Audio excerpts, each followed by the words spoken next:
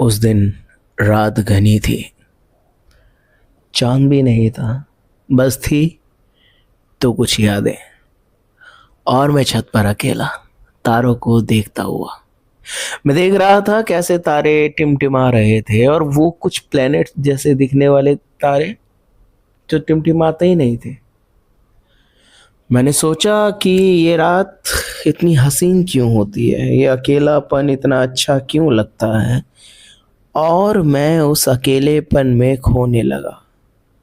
मैं सोचने लगा आज का पूरा दिन, जब वो मेरे पास आई थी, जब उसने पास में आकर अपने हाथों से मेरे बालों में कुछ किया था। मैं सोचने लगा जब उसने मुझसे कहा कि क्या मैं तुम्हारे साथ बैठ सकती हूँ।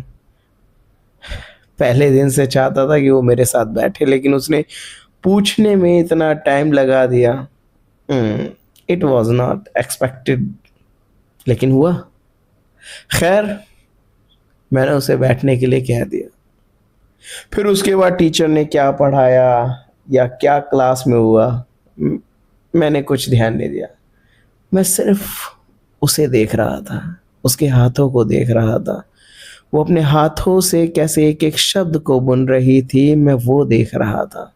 हालांकि मैंने शब्द नहीं पढ़े, लेकिन मैं ये अच्छी तरह जानता हूँ कि उसने रा कैसे लिखा था, उसने क कैसे लिखा था, उसने माँ कैसे लिखा था। उसका हर एक अक्षर बनाने का ढंग इतना प्यारा था कि मैं कह सकता हूँ अगर वो सबसे पहले पैदा हुई होती हमारी दुनिया में, तो उसकी ही राइटिंग को मान्यता ये प्राप्त होती कि सभी लोग उसके जैसा लिखें लिखें।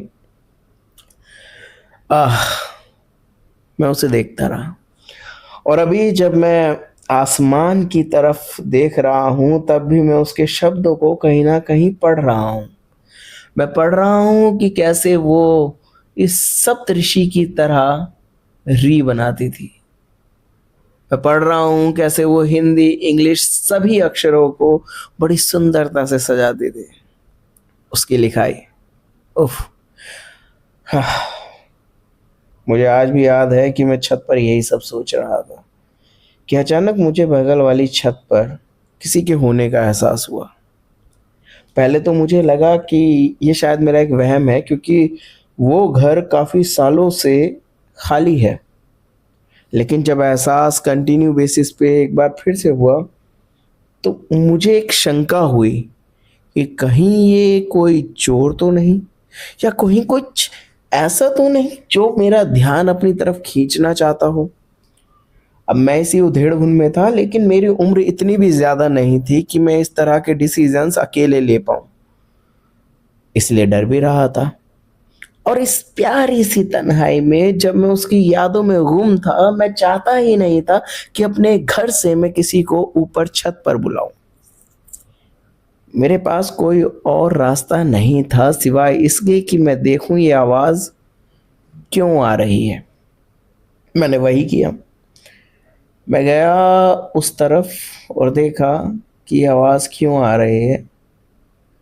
वहाँ कोई नहीं था, जबकि अभी थोड़ी ही देर पहले मैंने किसी के चलने की आवाज़ को महसूस किया था, लेकिन इस समय वहाँ कोई भी नहीं था।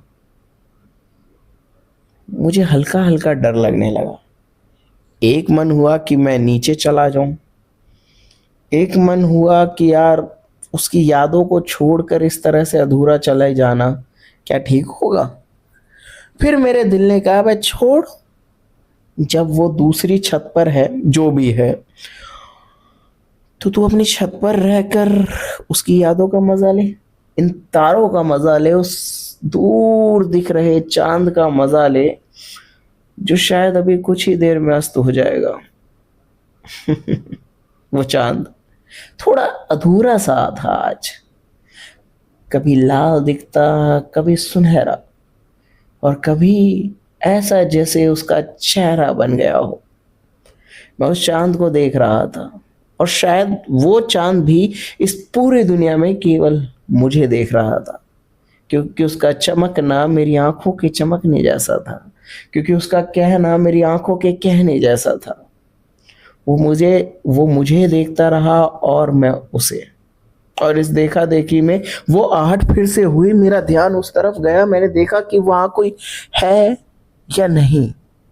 और सच बताऊं तो इस बार मुझसे रहा नहीं गया, मैं उस छत पर कूद गया। मैंने जाकर देखा, वहां पर कोई नहीं था। मैंने वहां पड़े हुए रेत, बदरपुर, इन सब के कट्टों को हटाया, मैंने पत्थरों को हटाया। मुझे लगा कोई जानवर होगा, जानवर होगा। कितना बचकाना लगता है ना ये एहसास कि इस तरह की आहट जो किसी के कदमों की आवाज है, साफ साफ वो मुझे किसी जानवर के होने का एहसास लग रही थी। मेरा दिल नहीं माना, मैं उसे ढूंढता रहा, ढूंढता रहा। फिर अचानक से ऐसा लगा, जब मैं अपनी छत पर वापस आ रहा था, कि कोई मेरे साथ मेरी छत की तरफ आ रहा है। मैंने फिर से नजर घुमाई और फिर से मैं किसी को भी देख ना पाने में असमर्थ रहा। मेरे पास और कोई चुनाव नहीं था सिवाय इसके कि मैं नीचे चला जाऊं, लेकिन मैं नीचे नहीं जाना चाहता था। अब मैं वापस अपनी छत पर आ गया और टहलने लगा। टहलते टहलते मुझे ऐसा लगा जैसे कोई मेरे साथ टहल रहा है और जैसे मुझसे कुछ कहना चाहता है। शायद वो मेरा नाम भी जानता था, क्योंकि मुझे मेरा नाम पुकारे जाने का एक दो बार एहसास हुआ। और इस समय में मैंने एक समझदारी ये दिखाई कि अगर मैंने कोई भी रिएक्शन दिया तो जो चीज़ वो है, इन केस अगर वो है, वैसे मैं इस बात को मानता हूँ कि वहाँ कोई नहीं था, लेकिन अगर ऐसा है कि वहाँ कोई है तो उसे ये एहसास ना हो जाए कि मुझे पता है कि वो है। इसलिए मैं अनजानी रहा, चलता रहा और खुद से बेवजह बातें करता रहा। उन बातों में मैं क्लास की बातें करता, किसी क्वेश्चन को सॉल्व करने की बात करता, जो पाठ आज टीचर ने पढ़ाया था उस पाठ को दोहराता। मैं देखता कि बीच बीच में कोई मेरी बातों में हामी भर रहा है, जैसे वो मुझे सुन रहा है। अब क्योंकि रात के 2:30 बज चुके थे और नीचे भी सब सो चुके थे, तो मुझे लगा कि अब मेरा जाना भी सही रहेगा, क्योंकि मैं महसूस कर रहा था उस हामी को कि हाँ, ऐसा ही होता है। हाँ, तुमने आज ठीक किया। हाँ, वो है यहीं कहीं। इस तरह से हल्की हल्की आवाज़ों में जैसे कोई अपने होने की प्रमाणिकता दे रहा हो। मैं नीचे चला गया। मैं नीचे गया, चादर ओढ़ी और अपने बिस्तर पे चुपचाप सो गया। उसके बाद ना तो छत पर मैंने फिर उसे याद किया, ना मैंने तारों को देखा और ना चांद के हुस्न को, और ना ही ये बात कभी किसी को बताई जो आज आपसे कह रहा हूँ।